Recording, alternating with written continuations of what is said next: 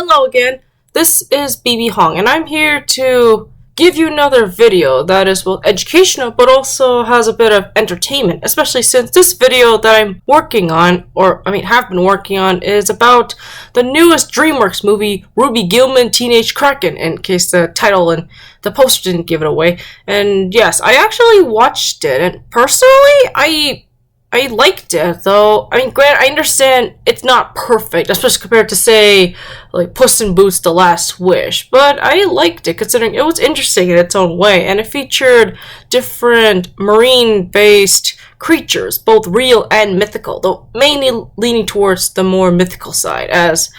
the title of my video has shown, namely, the myths and monsters behind Ruby Gillman, as I want to talk about some of the characters, along with not actually their real-life counterparts, but their mythical counterparts to what they actually are, at least from what I could research. Also, spoiler alert for those of you who didn't watch the movie, though I suggest you give it a try, because I feel like it's a good movie in its own right, and you should not just underestimate it just because it's not, or at least it's not that great compared to Puss in Boots: The Last Wish, or even the other DreamWorks movies, so I'd give it maybe, an 8 out of 10, at least in my opinion. So anyway, moving on forward. Now, the Gillman family, or as you could see, they are all Krakens, as the movie title implies. Though in this case, Krakens are portrayed as having relatively bluish skin, though it can be sort of tinted, as in the case of Brill, who is the Kraken in the middle, as Krakens are capable of taking on humanoid forms on land, but in the water, they tend to be more aquatic, though in the case of Ruby Gillman, along with her mother Agatha and Agatha's mother, and thus Ruby's grandmother, the Kraken Queen, or Grandmama as she prefers to call herself, though we don't actually know what her real name is, their skin color changes depending on how they live in the water, or rather swim in the water, as in the case of Ruby, in her full Kraken form, she takes on a purplish tint, whereas her mother takes on a more pinkish tint, and as for the Grandmama, she takes on a greenish-yellowish tint, as it could also reference how, given that Krakens are based on cephalopods, and there are certain species of cephalopods that are capable of changing color, which could reference it. But in this case, it seems to be a side effect, given how the Gillmans are unique in that only the female members can turn to giant Krakens, which are apparently different from regular Krakens, at least in the movie, where regular Krakens are usually human-sized, whereas giant Krakens are, as the title implies, they are capable of turning into gigantic sea monsters. Though in this case, the Kraken, or at least the Gillman family, are defenders of the sea who protect it from dangerous sea creatures, as we'll discuss later on. Though, whether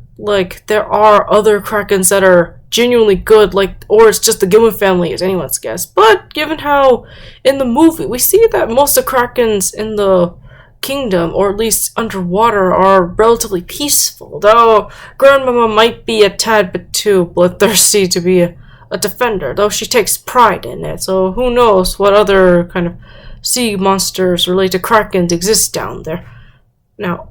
and also, interestingly enough, their name, given, yes, it's a pun on how they're aquatic beings, given how only aquatic beings tend to have gills. Though it could also be a reference to how there have been movies or media depictions of fish-like people, or gill-men people per se, and they do seem to have elements of that with their facial appearances and even their ears, which definitely give off more fish-like rather than cephalopod-like beings. But although whether that was intentional or not, I'm not entirely sure. Now, anyway, the real Krakens, or giant Krakens, they were said to have come from the Norwegian word Kraken, which in turn are definite words for the term Krake or Krake, meaning malformed or overgrown tree. It is also said to have come from the Old Norse word kraki or kroker, meaning crook or hook, which would be more fitting for a sea creature like the Kraken. Now, the earliest accounts of the Kraken came from Scandinavian lore, often told by sailors, with one famous account coming from Francesco Negri, who was an Italian Catholic priest that traveled to Scandinavia in 1700. Back then, the Kraken was described as a skew crack, and was described as being a multi-armed fish, as back then the word fish was used to describe all marine animals regardless of whether they were actually fish-like or not. As, for example, in the book Moby Dick, which the movie takes some elements from with certain characters. Another account describing the Kraken, which was later made more,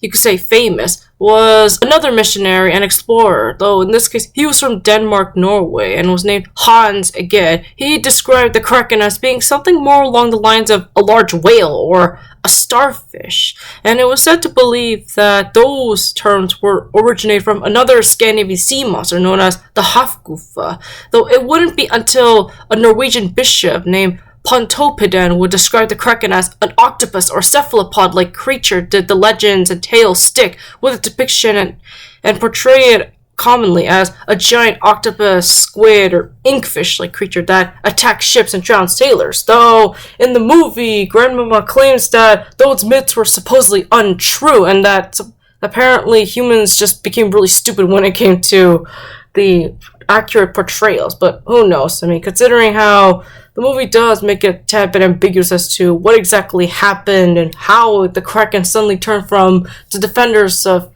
the sea and by extending humanity to villainous sea monsters who attack people for whatever reason. Now, in the case of Chelsea, or Nerissa, she's actually called, or in the movie, where just like the movies may, or at least the trailers portrayed, she's the main villain, if it wasn't so obvious. And you could say she's an evil version of Ariel if the red hair didn't give it away. The funny thing is, this wouldn't be the first time DreamWorks actually mocked Little Mermaid by portraying Ariel or the Little Mermaid in a slightly less flattering way, such as that scene from Shrek 2 where a mermaid tried to kiss Shrek and she ends up being thrown by Fiona into the sea to be eaten by sharks. But in this case, Chelsea is not nearly as, you could say, weak, where she initially befriends Ruby in order to seemingly help her come to terms with her Kraken heritage, while claiming that she wants to bring back a special trident that Ruby's mother Agatha hid inside an underground volcano. However, her reason as to why she wanted the trident so badly was not because she wanted to, quote, help bring peace between the Krakens and the mermaids, as it's explained in the movie that mermaids are evil and that they're manipulative narcissists who want to destroy everything they can find, or at least rule over the ocean with an iron fist. And at first, we're led to believe this is just old-fashioned prejudice, and we can't exactly take Grandmama's claim serious, but it turns out she was actually right, considering how Nerissa is later, or Chelsea is later revealed to be an evil mermaid queen who was actually Agatha's arch-nemesis and wants to take the special trident as a way to regain her full powers and basically conquer both the ocean and later the land, just as we see near the end where she tries to attack the humans along with the Gillman family when they're at their weakest. Now, as for real mermaids, the word mermaid may have come from the Old English word mermin, though the earliest usage of the word mermaid first appeared in Geoffrey Chaucer's story, The Nun Priest's Tale. Upon closer inspection and translation, mermaids may as well have been sirens, who were often considered their evil counterparts, despite the fact that there were indeed tales of mermaids using their sense of beauty and, I guess, singing voice to lure humans to their doom. So, in a roundabout way, the movie was actually accurate when it came to the portrayal of mermaids being a lot more malicious and deadly towards humans, right? Even though Ruby points out that humans prefer mermaids over krakens, and whereas Grandma believes that humans are just really stupid when it comes to their portrayal of certain sea creatures or monsters. But in this case, the movie points out how it's actually the opposite when it came to mermaids supposedly being good. And another thing to note is that while mermaids and sirens are believed to come from a similar root, so sirens are actually more like harpies, as they're described as being more bird-like rather than fish-like. And it wouldn't be until the Middle Ages that sirens become more fish-like and were conflated with mermaids. And though, interestingly enough, I mean, the mermaid itself, they also came from Scandinavian origins, or at least the word itself was of Scandinavian origin, similar to Krakens, which probably explains why the movie sort of connected them together. Though in this case, they're seen as arch enemies, whereas in the myths, they're just seen as separate creatures. But it's not necessarily stated whether they were actually enemies or not. Though I think there were some myths regarding mermaids in Greek mythology, given how sirens are from Greek mythology, as shown in the famous tale of the Odyssey, where the hero Odysseus was the first and only human to actually listen to the siren song and not get himself killed by them, though that was only because he asked his men to tie him to a mast, while they had to row the boat with their ears plugged as a way to avoid listening to the mermaids. I mean, not the mermaids, the sirens, but you get the idea. Anyway, interestingly enough, in the movie, there are actually other sea monsters that were mentioned by some of the characters, or at least by the Gillman family, as in the beginning, or rather, not nearly in the beginning, but in the first half, after Ruby finds out about her Kraken heritage, or rather, about how she's a giant Kraken rather than a simple ordinary Kraken like she was led to believe. She ends up going to visit her grandmother, and her grandmother reveals that mermaids aren't the only sea monsters that the Gillman family has to constantly fight against in order to protect the ocean, as we find out there are other sea creatures like the Leviathan, the Umibozu, and, well, while we see other statues of sea monsters that they fight against, but they're not necessarily named, so we don't know what they are. But I can only assume there are many other malicious sea creatures or monsters that the Krakens, or at least the Gillman family, has to protect the sea and by extension humanity from. Though Grandmama doesn't exactly have a best opinion of humans due to her believing that they're complete morons, which she's not entirely wrong about. Though near the end, Ruby's brother asks if she fights against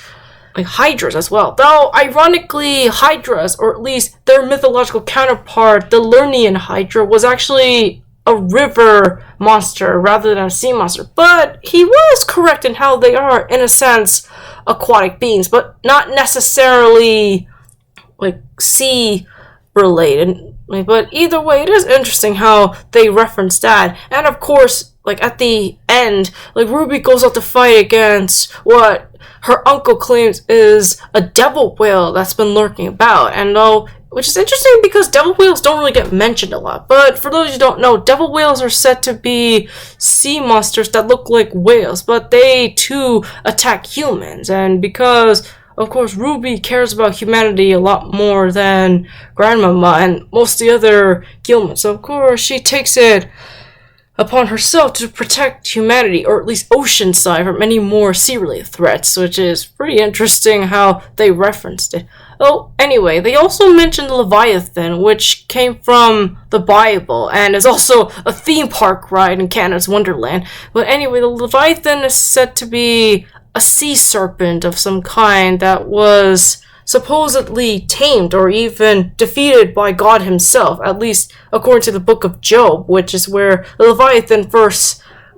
mentioned. And as for the Umibozu, it is said to have come from Japanese mythology, where in some versions it's described as either a giant shadowy bald-headed being who sinks ships, but